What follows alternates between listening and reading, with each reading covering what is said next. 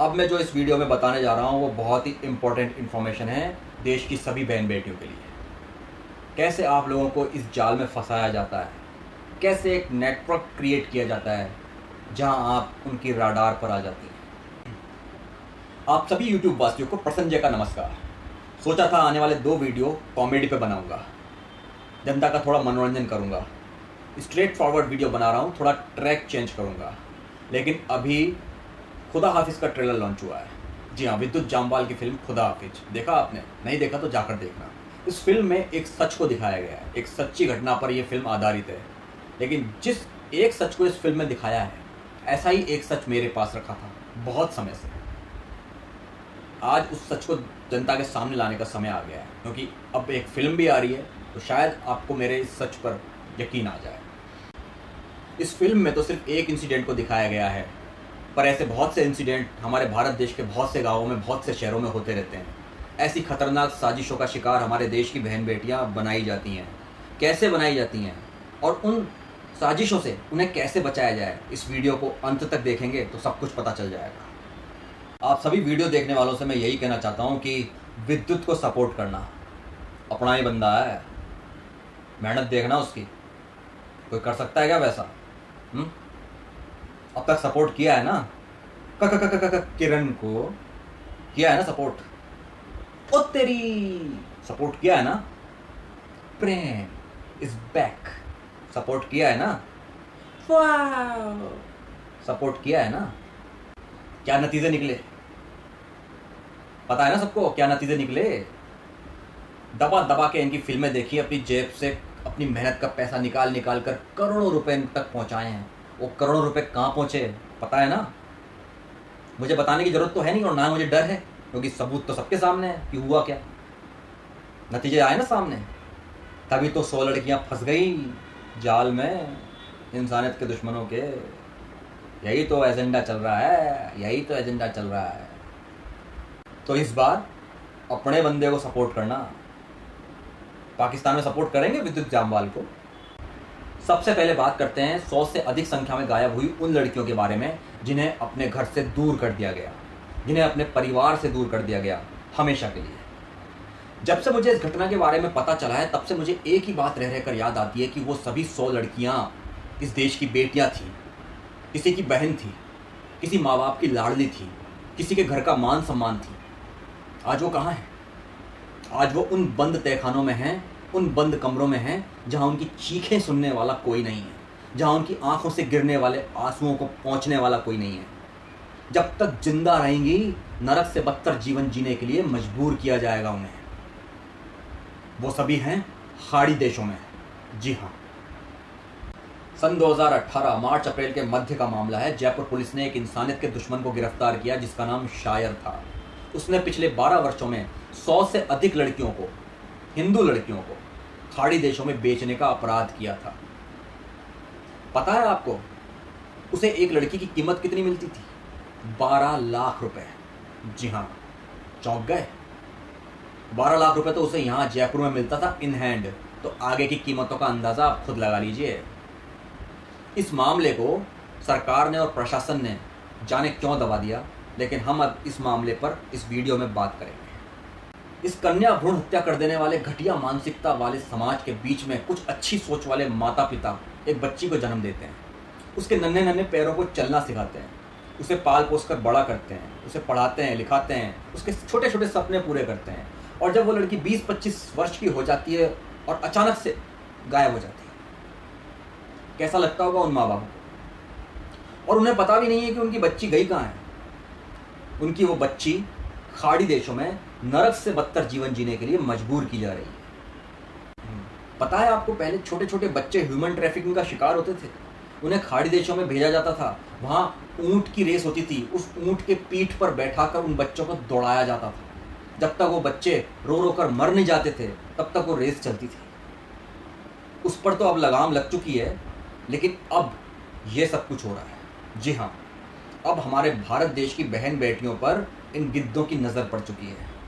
और वो कैसे पड़ी है ये इस वीडियो में बताऊंगा। लेकिन मैं आप सभी को बताना चाहता हूं कि आप अपने घर की बहन बेटियों को थोड़ा सा हिफाजत से रखिए। उन्हें सिखाइए कि जीवन को कैसे जीना चाहिए। मुझे हैरानी तो इस बात पर होती है कि सरकार और प्रशासन कैसे ऐसे मामलों पर मिट्टी डालकर हाथ झाड़ लेते हैं।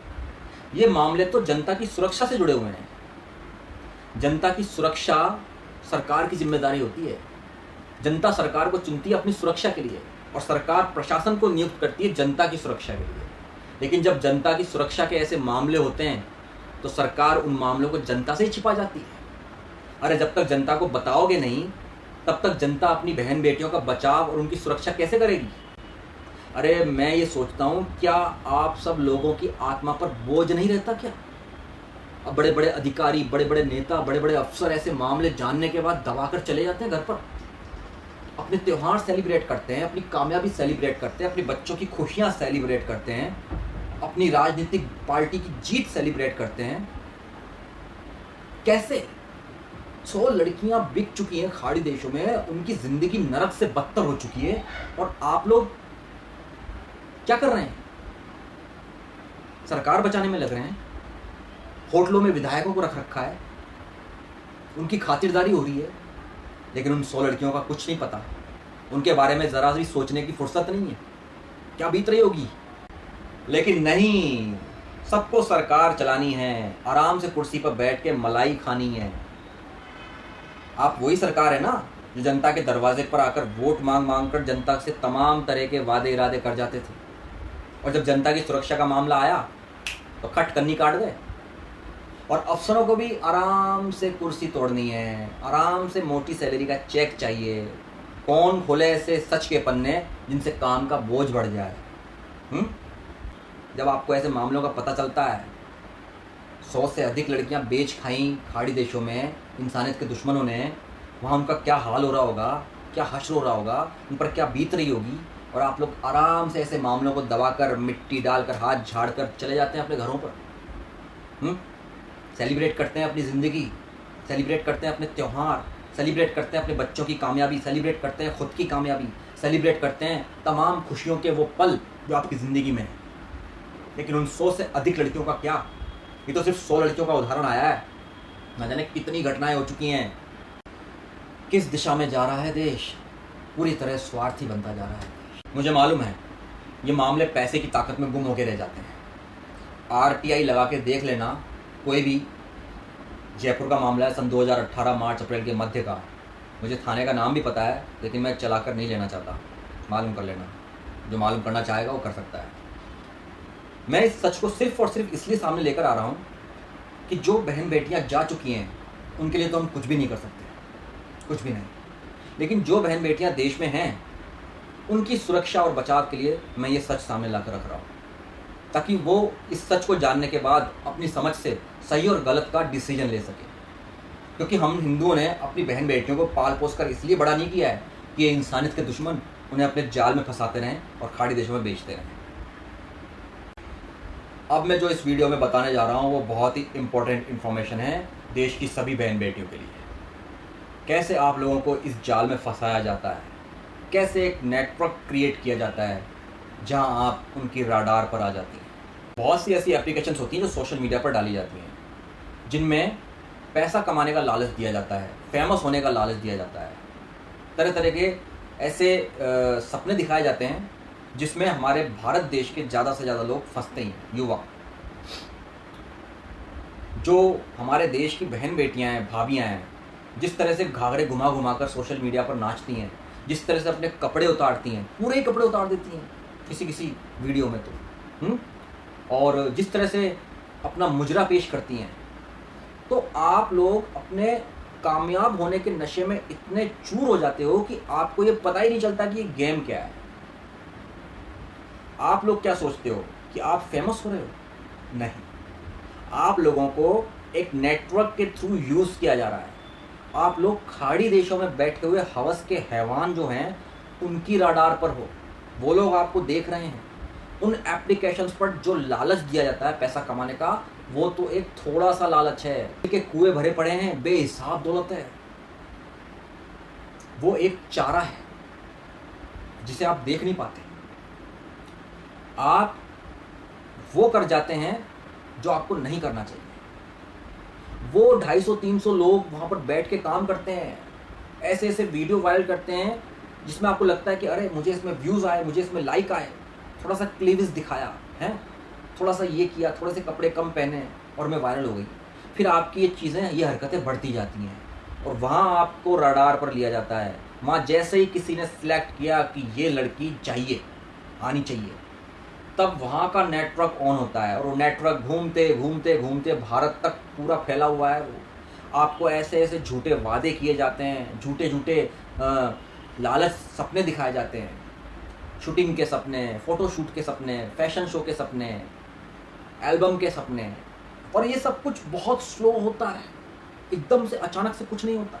आपको इतना रियलिटी के साथ काम दिया जाता है कि आपको पता ही नहीं चलता कि ये एक बहुत बड़ा गेम है।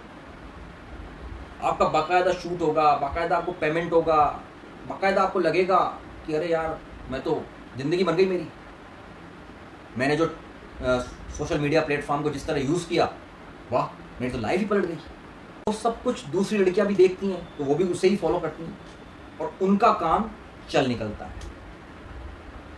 पता है, समझ में आ रहा है मैं क्या कह रहा हूँ आपको? और फिर अचानक से लड़कियां गायब होना चालू हो जाती हैं जिसकी किसी को खबर नहीं लगती। माँ बाप धक्के खाते रहते हैं, रिपोर्टें लिखवाते रहते हैं, लेकिन कोई कुछ नहीं सुनता, कहीं सुनवाई नहीं होती।